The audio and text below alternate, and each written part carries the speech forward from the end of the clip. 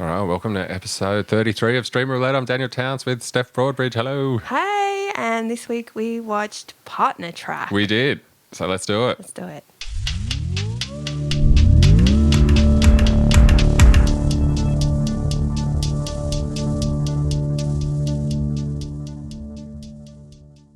Welcome to episode 33 of Stream Roulette. I'm Steph Broadbridge here with Daniel Towns. How are you, Daniel? I'm good. How are you? I'm good. You said you've had a pretty quiet week. I have. I even just had a nap today. Like when you were messaging me, I was just lying in bed like, yeah, I'm ready. I've had a really lazy Sunday. That's when I woke up. Really? Oh, that was like 12. Yeah. Yeah, all right. Well, I'd already been back in bed for an hour. So I can't judge you for a nap. Yeah, it's been just a late, I've been busy at home, but yeah, not gig-wise. Yeah, right. Yeah. Well, there's a lot of unpaid work out there if you want it, Daniel. I actually want to start hitting open mics and all that more now. Like I used to, but maybe even more up until, whenever, You should. Yeah, no, I know. They'll get back break your heart. Get back oh, no, I'm not going to the bottom. I'm just going to dip my toe in the water. Yeah. I'm not going to put my foot right down the bottom on all that grime and shit at the bottom of the bowl. Yeah, it's better if you can't see what's down there. Like, you know it's bad, but you don't know exactly what it is. Yeah, I'm not even putting goggles on. I'm just diving in. Letting it all wash. Stay on the surface with a snorkel. So you've had a busy week? Just sort of like Sydney Fringe is on. Oh, yeah. So there's plenty of unpaid work out there for people putting on like showcases. Like, it's the best of the festival, starring no one you've ever heard of. Or it's like the greatest showcase of all time, starring no one you've ever heard of. It's like there's a lot of like, I don't know. I always think of Sydney Fringe as like a bunch of comedians, a bunch of people cosplaying as comedians, because it's like you literally never see them. Yeah. And then all of a sudden they're doing an hour and I'm like, it's probably a good hour, but how? Well, for some of them, I guess it's a bit of a warm-up for Sydney Comedy Fest, like for the festival. You don't see them at the festival. Or maybe they were given their shot at Fringe. And they just do Fringe. But then it was, who knows, maybe they were not ready for festival or, Maybe. Because festival's more curated than Fringe, isn't it? Well, yeah, there's all these rules. Yeah. It's very boring. Because, Fringe is meant to be kind of like haphazard and, cheap tickets and letting people through and... Yeah, right. So have you seen anything or have you started your one with... I haven't seen anything yet, but I'm going to watch some stuff tonight. What are you watching? I'm going to see Bart Freebane. Yeah. Yep. And then I'm going to see Patrick Galamko's split bill with Barry. Okay. Oh, who's Barry? Hey, Patrick's with Frida, isn't he? Is he in that one? Patrick's with Frida. Is that the Western Sydney comedy show? No, he's probably doing it, yeah. Oh, okay, yeah, right. But Patrick and I are writing buddies. So. Oh, okay. All right, he's doing... Oh, right. Yeah, nice. Oh, that's good. Yeah, right. How's the factory this year? I haven't been down there yet for the Yeah, Fringe. I went... I always like it down there. It's always such a good vibe. It's a bit quieter for Fringe, I think, than it is during... Yeah, Comedy Festival. Sydney, yeah. But, it's still... We're trying. Or maybe people are just mourning Lizzie. Oh, yeah, that's what it is. Yeah, prior to her death, comedy was thriving. And then she died and we're all in mourning now. So that's what happened. I just saw a great tweet that just said, at this point, it'd be easier to roll Lizzie past the line. I'm like, yeah, that's good. It was really unexpected. Yeah. I mean, that was a joke. 96. There's a lot of, there's a lot of, you can't make jokes. And it's like... Oh, everyone is. The best take I saw was, right, so making jokes about a monarchy is punching up, is it? Oh, no, it was punching down, is it? Peter Berner had some bits on it, of course. Yeah. Gigged with him last night. Yeah. Just classic Berner. It's kind of funny here, though, because, like, here in comedy, it's just, like, it's not even really a reference or anything. Like, and she's all over our money. Obviously, we're part of the Commonwealth and all that stuff. But if you go to the UK, like, a lot of comics will have a bit. Right. Or that even references the Royals, or even just a cool, like, I can't remember. I think it was Russell Howard. You know that guy? Yes, I do know him. Harley Green's open for him. I think it was I'm pretty sure it was him before it was when he was on his way up. like before he kind of got a profile and everything, and he had a joke, and it was something like, do you think, like, it was, probably had to set up that the bed had white linen, but he's like, do you reckon the Queen ever jumps into bed and pulls the covers up all the way up to her chin and goes, "Look, Philip, I'm a stamp." And I thought that was so funny. That's so good. Yeah, that was good. That was good. But then, yeah, there's just a lot of, Well, they have the royal kind of, what is it, like a variety thing where they celebrate comedy in the UK. Yeah. Yeah, they had, what's his name, Michael McIntyre. Yeah. Did that. Yeah. So, yeah, it's huge. It's really part of their culture, but here we don't care. I don't know. That's what Peter Burner said. He said since cashless, I haven't had anything to do I'll tell with you it. an ultimate power move after this. Go on. No, because I don't know if they would be comfortable with me saying it on here, but I know someone that did turn that down. Really? Yeah. Wow. Yeah. How's that for a power move? I was like, no. Oh my I don't want to gosh. perform comedy for the Queen. Yeah, well, you got to work clean. Well, no, they're capable. Yeah? Wow. Maybe it's just, you know what? I don't want to drive to London. Who knows? I don't think I'd turn it down. I don't think I'd do a good job, but I don't think I'd turn it down. Would you do your anal stuff? Of course. I would open with that. She has dogs. She gets it. Yeah, what happened to the poor corgis? That was like, I read a whole article about it. I saw a photo of them getting carried by like royal aides. Yeah, I don't know. They weren't sure what was going to happen, but that was one whole article in the Daily Mail was what's going to happen with the dogs. I mean, they'd have to stay within the family, sure. You can't just... Who knows? Well, it's not like the Queen walked them and Yeah. picked up their shit anyway, right? So they're probably just going to stay with their carers. Like, Yeah, they yeah, probably yeah. just got True, rolled true. out for The dog fucking walker. photo opportunities, you know? Like, I doubt nothing's going to happen to them.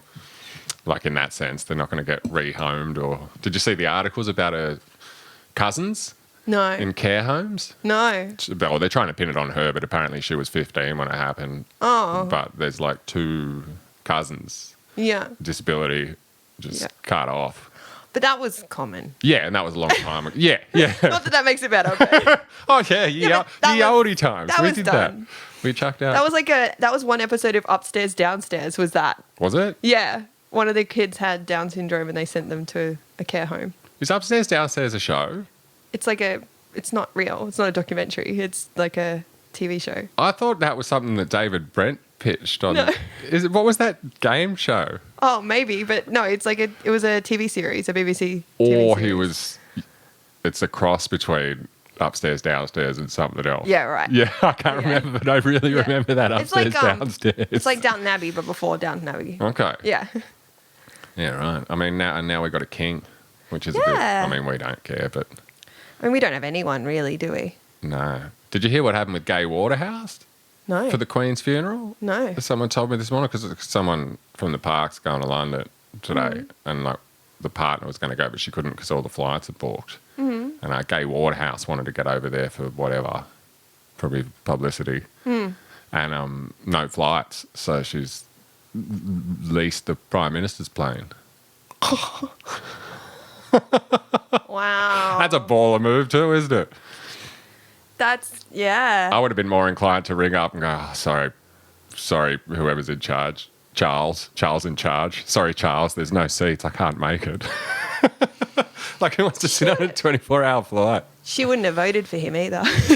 Probably not. Probably not. Yeah, I mean, it kind of felt like she was never going to die. The Queen? Yeah. Well, people do. No, but she had a good stretch, though. 96, that's terrifying. I don't want to live that long. No? No way. It's a good age for you to go. Oh, God. Late 70s. Yeah, right. Even that's... I mean, yeah. But then you hit that age and you're Well, then I'm more than still feel halfway young. done, That's scary to think about. I like You the might- idea of being more than halfway done. You might be well past halfway. Yeah, I hope so. Oh, really? But I don't think I am. My family dies really old. Really? Yeah. Yeah, right. And the royal family is really into homeopathy, and I've had homeopathy since I was a baby. So Have you? it looks bad for me. Have they had it? What is that? What's homeopathy? Yeah, I mean, I've seen it around. It's like alternative medicine. Oh, okay. Yeah. Yeah, and I right. was actually looking at what the Queen was taking, and I took very similar remedies. Really? Yeah. So, like what? What's an example of one that you would... So I take arsenicum, which is like arsenic. Yeah, and you take that for like food poisoning or stomach upsets. So you poison yourself. Well, it's meant to be like for like, so it's similar to how a vaccine works. Oh, right. Okay. Yeah. Yeah, right. And does it work? I don't know because I've never not taken it. How much do you take? You're not just putting a little cap up in your tooth. At least 2 a day. Crushing it. It's in alcohol, little drops. Oh, what is it? Like a little drop thing? Yeah. Oh, and you just put. Oh, okay. So you don't have it in your tooth, and you No. just crunch it when the gig starts going.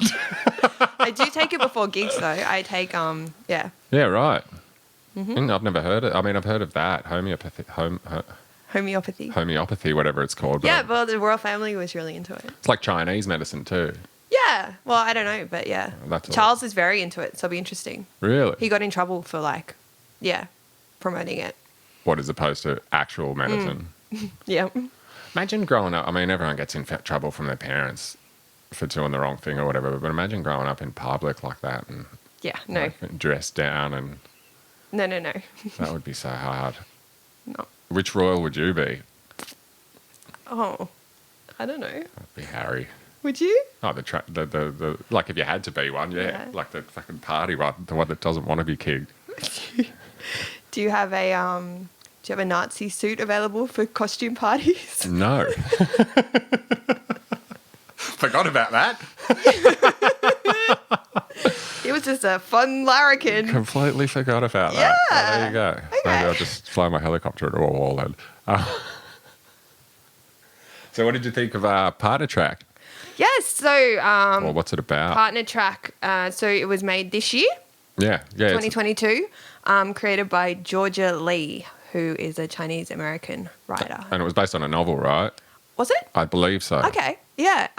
So the blurb centers on Ingrid Yun, an idealistic young lawyer who struggles with her moral compass and her passions as she fights to climb the partner track at an elite New York City law firm. It definitely was elite, wasn't it? A lot of chads in there. Definitely had a real Sex and the City kind of vibe with the whole New York's one of the characters. Oh, didn't it? Yeah. Yeah. I felt like that and too. And the narration, the way she narrated the episodes as well at the beginning. I didn't even know. Oh, yeah.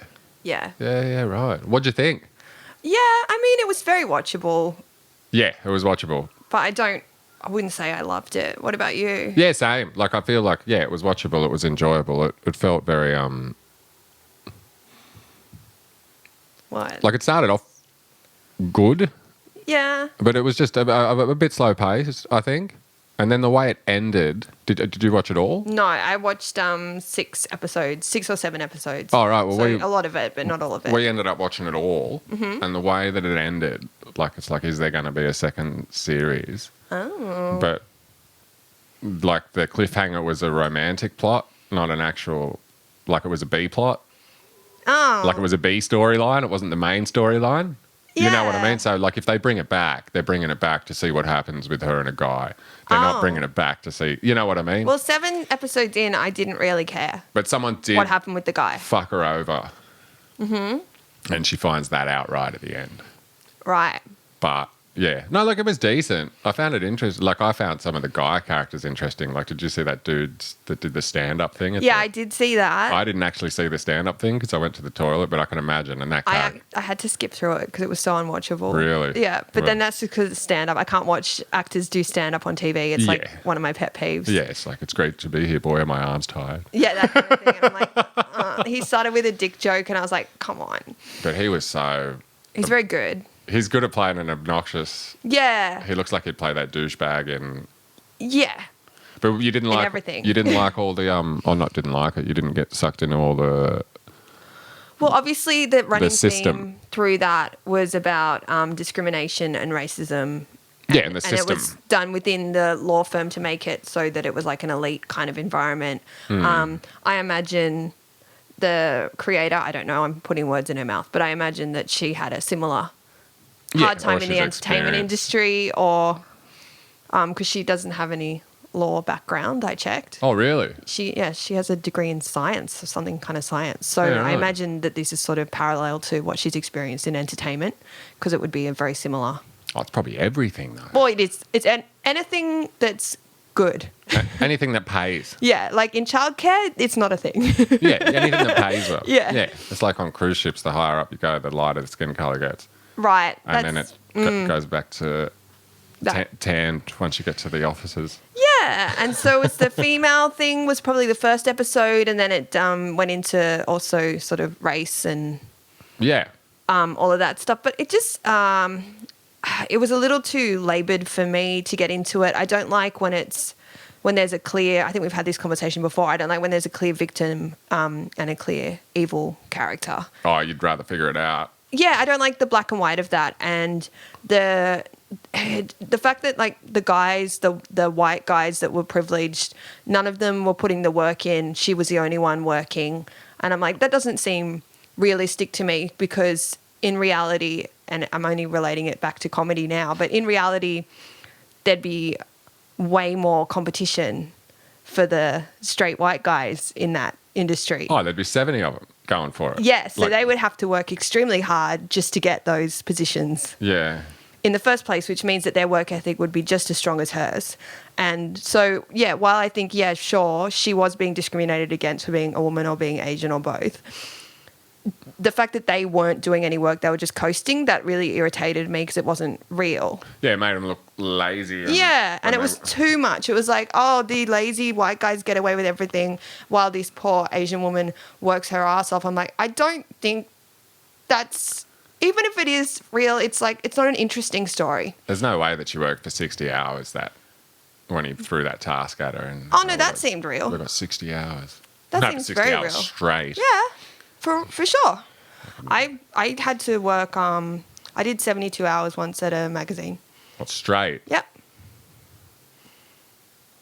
Yeah. At what point did you go, nah, I got to go home? I didn't. Why not?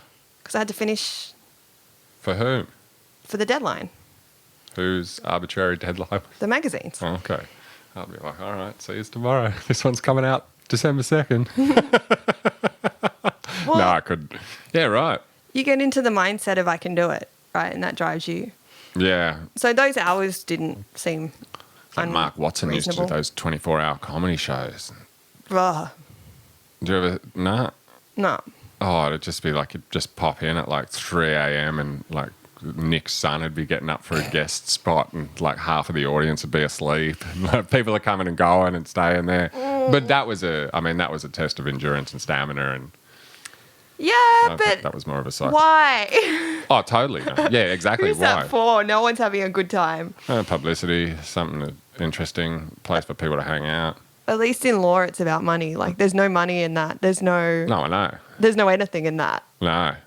Which characters did you like then in that show? Because I really liked her friend. Her friend was interesting. Obviously, on a personal level, it annoyed me that she got a writing job off the back of writing one law review. Yeah. I was like, really? That's okay. Yeah, that's it's true. actually really hard to get into a creative industry, but sure.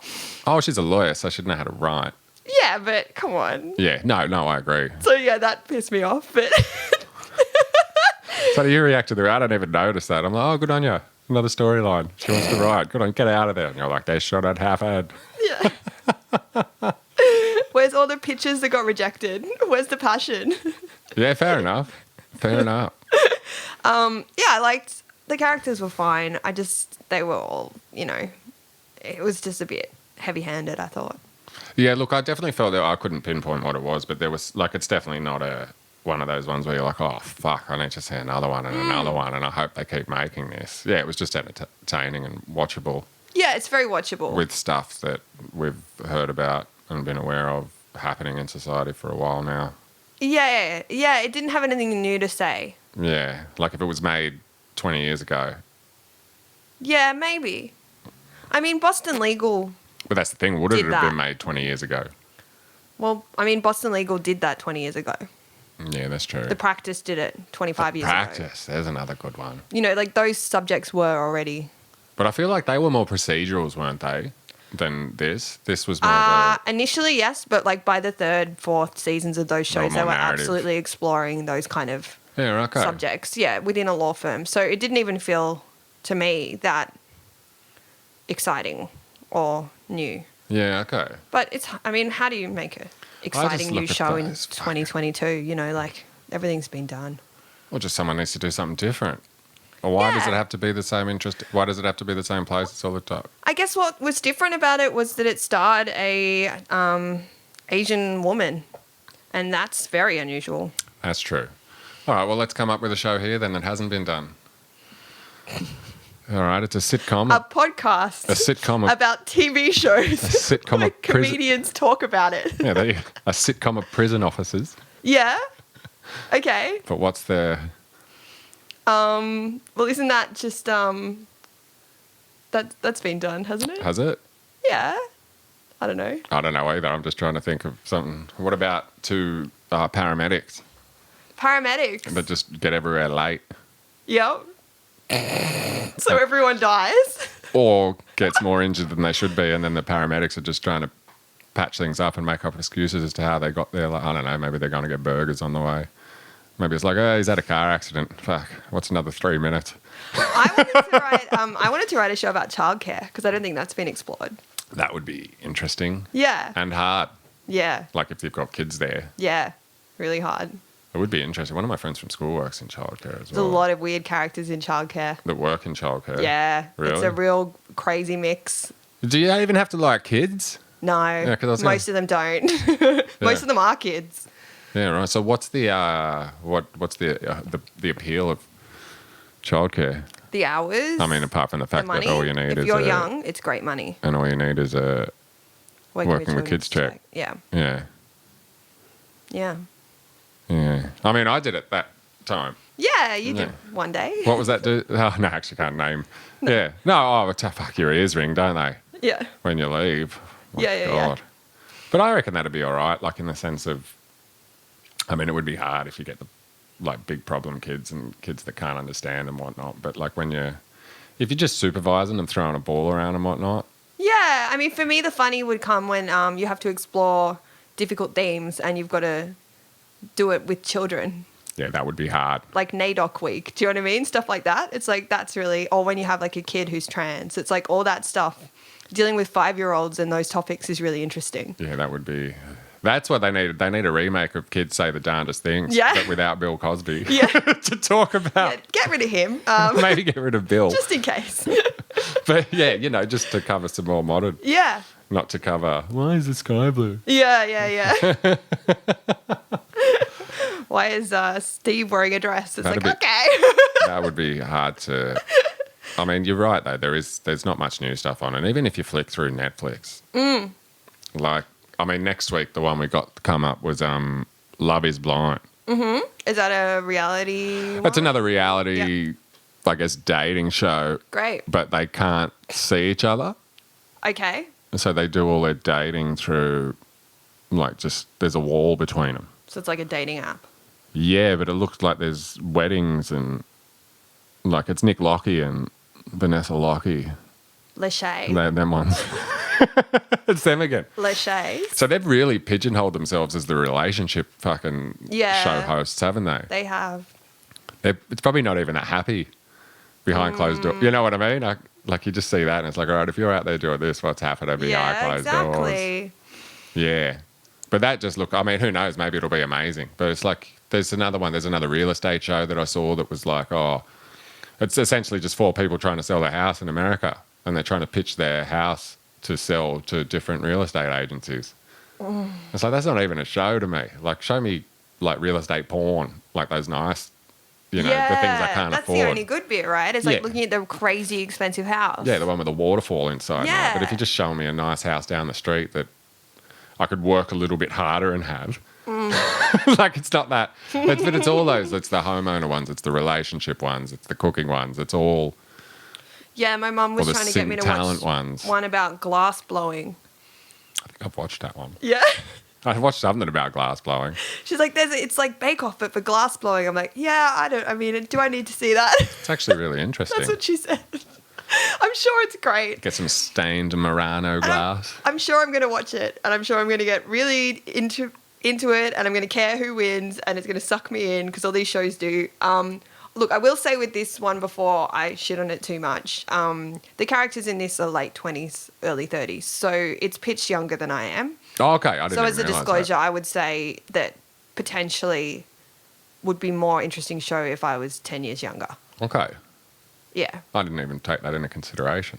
Well, I think it does factor in because it's the lifestyle choices they're making and their decisions and what's driving the narrative is a very late 20s, early 30s Yeah. energy. It's like no one has kids. Do you know what I mean? Yeah, They're all that's true. business motivated. It's all about getting ahead in your job. Whereas I think by the time you reach our age, it's like, Yeah. I really like the one that was hooking I'm up. tired. I like the one that was hooking up with the paralegal. Yeah, the friend. Yeah, she was. Yeah, good. she was very cool. And the gay guy, he was. He's good, moral. Yeah. Yeah, but yeah, it was meh. It was a bit meh. But it wasn't bad.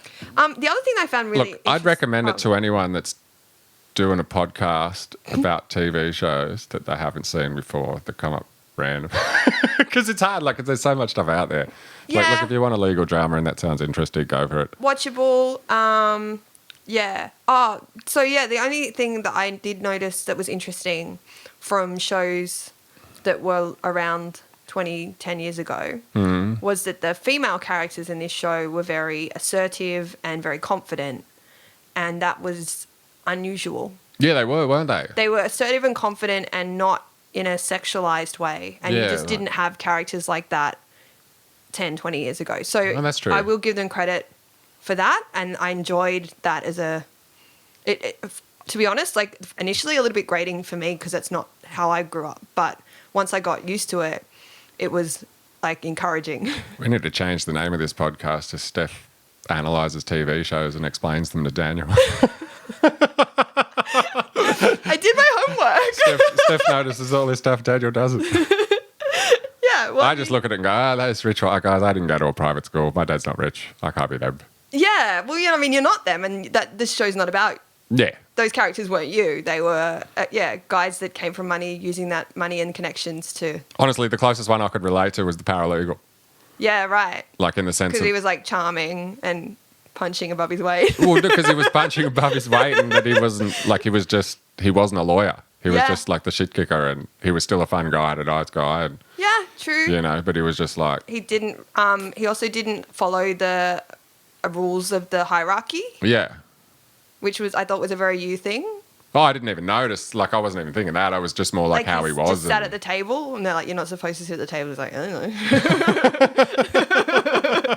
Like Daniel would do that. Yeah, no, I just liked his whole, he was just, and the punching above. So, you know, so you go. And that's good for her too, Yeah. you know. Well, I mean, I related to the main character a little bit with the hard work and it not paying off, but you know, that's I think part of what you Do do. you feel like main characters sometimes just get over? I mean, they do a lot of the time. They get overshadowed by like Great side characters. Yeah, like imagine going home as like Jason Bateman when you got cast in Arrested Development, and you go home and you're like, I'm the lead character in this awesome show, and like this is the cast, and you're naming all these awesome actors, but then you're just Mr. Straight. Yeah, but You he played was this- weak. He was weak in a really subtle, beautiful way that carried the whole show. He was great in that show, but he had to be the normal one. Like, as such a good actor, like if I don't know, I'd want to be like, I'd want to be a Job or a. I know I couldn't. I'd probably have to play a normal one too. But I think it's harder. What, playing the normal? Yeah. Oh, definitely, because the people that do the yeah. But that's what I loved about that show compared to this, because all the characters were nuanced. Even the ones that were good were awful. Yeah. There was no good or bad in that show. It was just everyone was people. Everyone was good and bad. Yeah, Just- and that's what's nice. And I mean, in this one, it just felt like I know who I'm supposed to root for. It's very obvious, and then that doesn't appeal to me. I get bored very quickly. Yeah, I like seeing flaws, and And she did, you know, she was cheating or whatever, sort of. I got to say that English dude. Like, maybe it's because I'm a guy. Nah. But I can say when a guy's attractive. He's got nothing. Like the other, It's all accent. the guy that she was with, Yeah, way better. He was charming, and this guy, like, but there was just something. And I hope he doesn't listen to this podcast and get body dysmorphia out of it. It's just all, Ooh, No, not buff. no, but it was just all like, She was attracted to his mind and that he was a brilliant lawyer. He was a bit... That was what the attraction was. Yeah, I don't know. It's like when female comics date other comics because they're funny. It was meant to be this charming English dude, and it's just like, yeah, I've seen guys like that outside of Greg's on a Saturday morning. It's set in America. That's true. America's a sucker for a British accent. That's true. Especially a posh one. But then how Look at come... Hugh Grant. That was his whole thing. But I've been asked where in England I'm from by Americans. Ooh, maybe you should go back. No, but you know what I mean? Like they can't even pick accents a lot of the time. Yeah, but that posh British accent. Yeah. That affected accent is very popular. That is a good accent. That's so funny. You know, It's a hot accent. You know, I was playing a video game. It's a role-playing game where you like... It's a big open world thing. And as you progress through the game, like you form a party. But it starts with just you and your sidekick. And as soon as I loaded it up, it's called Xenoblade Chronicles if anyone listening cares, but you don't. But the main character, Shulk, he's got this really posh, well-spoken English accent. Like I don't know the history. He's like a lord or something like they usually are in those games, you know what I mean? But his sidekick is this like fucking chav accent. Yeah. And it's funny that even in video games it's like, well, we get the well-spoken British person for the night. Yeah. And then we'll go over to Essex for his body man, you know? And Yeah. All right, lovely. But, I mean, in comedy, I'd say it's the opposite. Yeah, well... Like, a Glaswegian accent will get a lot of jokes over the line, you know? Like, there's something really charming about that sort of underdog definitely. kind of working class accent. Even an Australian accent that's working class is really appealing and charming in a comedy environment. Well, yeah, because it's straight away, you know, They've had a life. Yeah, and it's someone that's not going to put themselves over you straight away. Like, I've said that since I started. Like, working class comics can go into posh rooms and kill, but posh comics find it a lot harder to go into. Yeah. And that's why a lot stay in inner cities. True. And don't go out. That's true, yeah. You know, point. Because, you know, some regional town's theatre doesn't care about, you know. Yeah. Anyway, good stuff. So next week we've got Love is Blind. Love is Blind. Maybe we should do the podcast with blindfolds on. Just do it through a pod. Sure. Nah. All right. Well, yeah. And if you want to check out Partner Track, whatever. Should we spruik our Fringe show? Oh, yeah, we've got a Fringe show in when? In 2 weeks? Well, when this comes out, it'll be next week, I think. Next week. All right, come along. The 28th to the 2nd of October at the Factory Theatre at 8:15. Steph, myself, Luke Heggie and Alex J. Yeah. So it's a powerhouse. Good split bill. Powerhouse it's show. called Grow Up. It is called Grow Up. Something probably all of us need to do, including Heggie. All right. Well, yeah. So maybe see you there. And if not, thanks for listening. Yeah, thank you. And we'll see you next time. Bye.